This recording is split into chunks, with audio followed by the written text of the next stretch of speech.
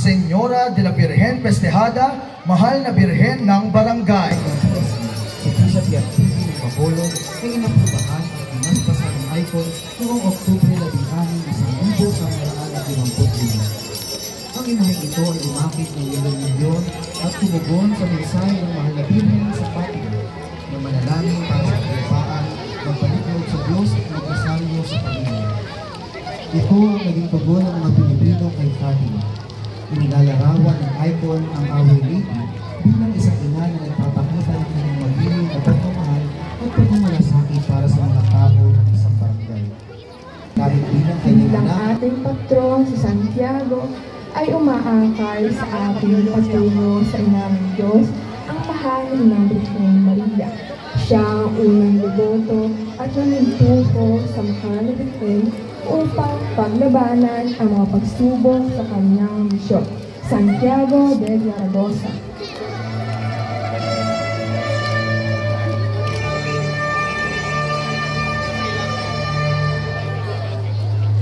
Hello, ate.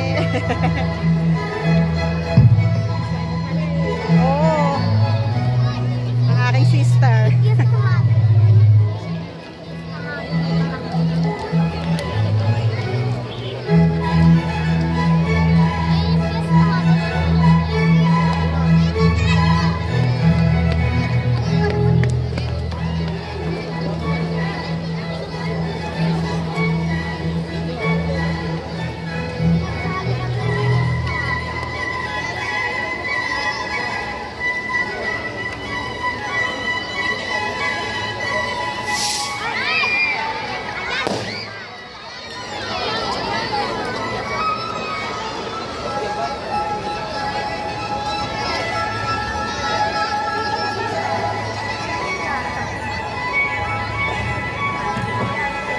Ang kalmistis mula sa mag-asawang Santa Ana at San Joaquin, nagmula ang pinagpalang Birhen Maria.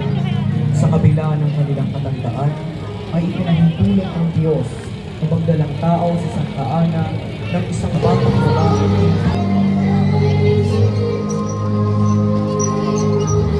Ang Batang Maria. Pinta kasi ng lahat ng mga bata. Ang pagbati ng anghel sa Birhen Maria, pintakasi ng mga may mababang loob at tagasunod sa kalooban ng Diyos.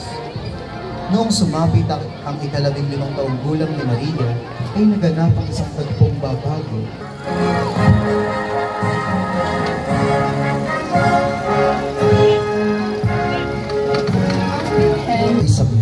Upang ito ay samahan sa kanyang pagdadalang tao hanggang sa maisilang ang batang si San Juan, ang maghahanda ng daraanan ng manunubos. Ang pag-ina ng Diyos ay huwaran ng lubos ng pananampalataya, Bagong panganak at mga tagaan Bisaya. Lubos na kagalakan ang pamilya ng ina. mga naninighati ina. Ang 7 punyan na itinarak sa kanyang dibdib ay nagdulot sa kanya ng habis. Mula pa lang nang isilang niya ang kanyang anak ay may pagtatanghal sa buhay niya. Bilang ina, siya ay naninighati at nasasaktan. Tutuloy makikita ng ito.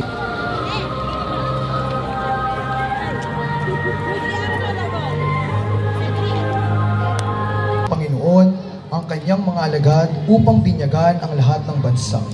Si Santiago ay nagtungo sa bansang Espanya upang mangaral, ngunit sumapit ang kahinaan ng kanyang loob sa pananampalataya.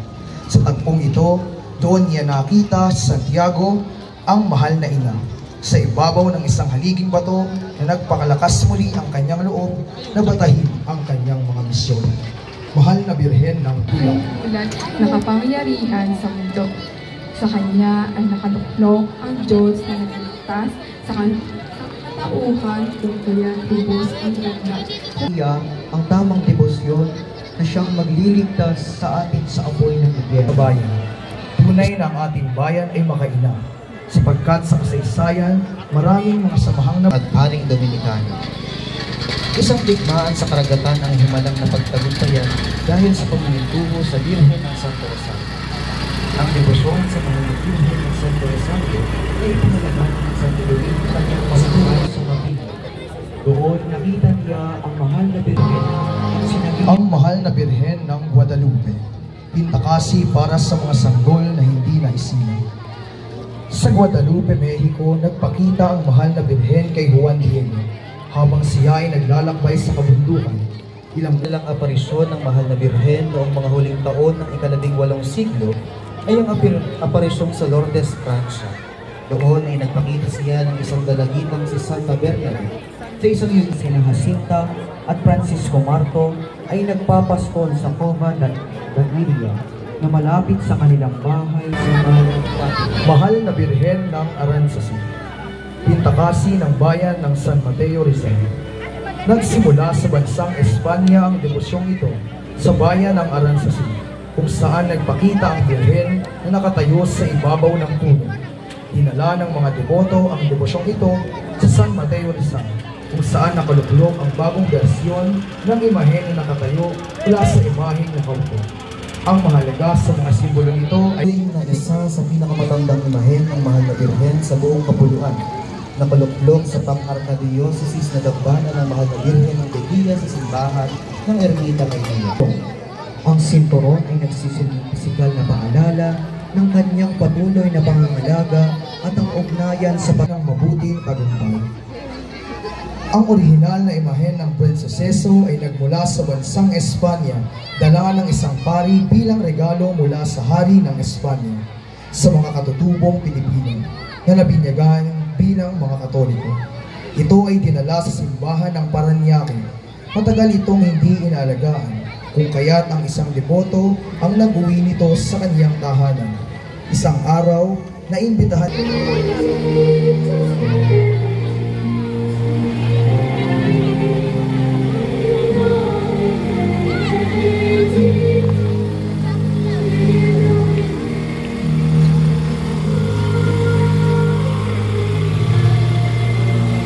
Birhen ng Eucharistia at Grasya, pintakasi para sa mga biyaya ng banal na Eucharistia.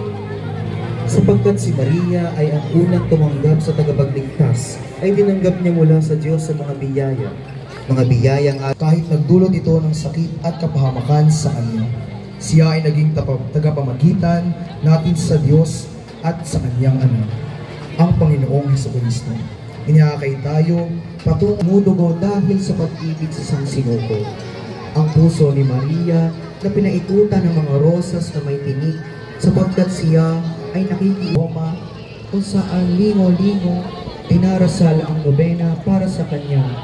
Ang imahen ay kinapapalooban ng mga simbolo ng mga paghihirap ni Kristo. Hawak ng dalawang remedios ay nakuluklok sa simba malapit sa Maynila.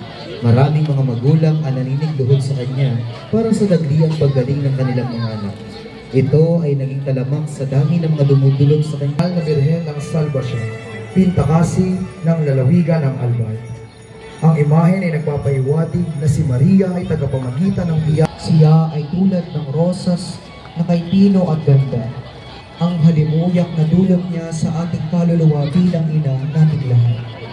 Ang debosyon ay nagsimula sa syudad sa mahal na Birhen ng Peña, Francia mula sa bayan ng Salamanca sa Espanya, kung saan isang lalaki mula sa mayaman na pamilya ang nagbenta ng kanyang mga ari-arian at ibinigay sa simbahan. Ang lalaki mula noon ay tumira sa kumbento ng mga pari at laging nananalangin sa mahal na ito. Mahal na Birhen ng Peña, Francia.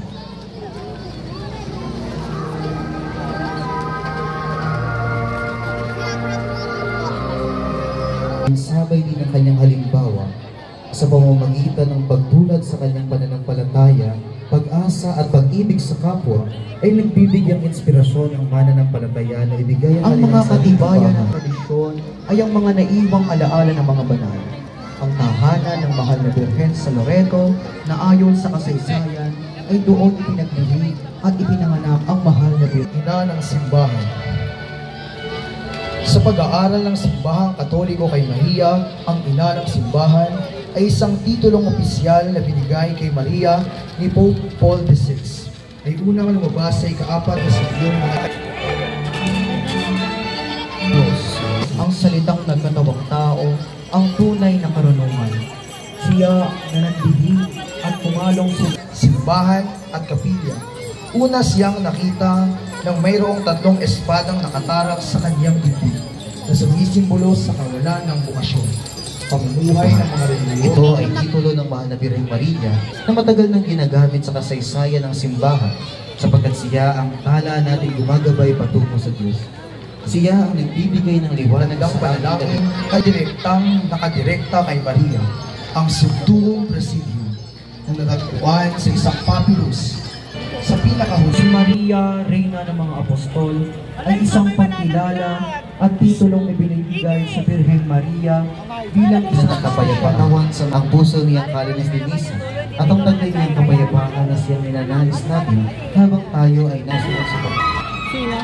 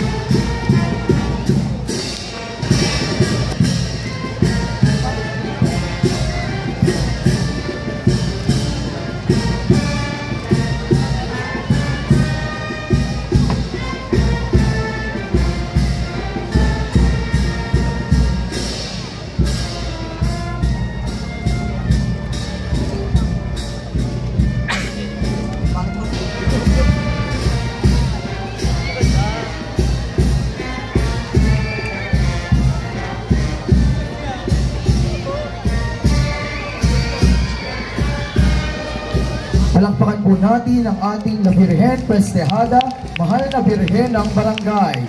Viva La Birhen! Viva! Viva La Birhen! Viva! Viva La Birhen! Viva!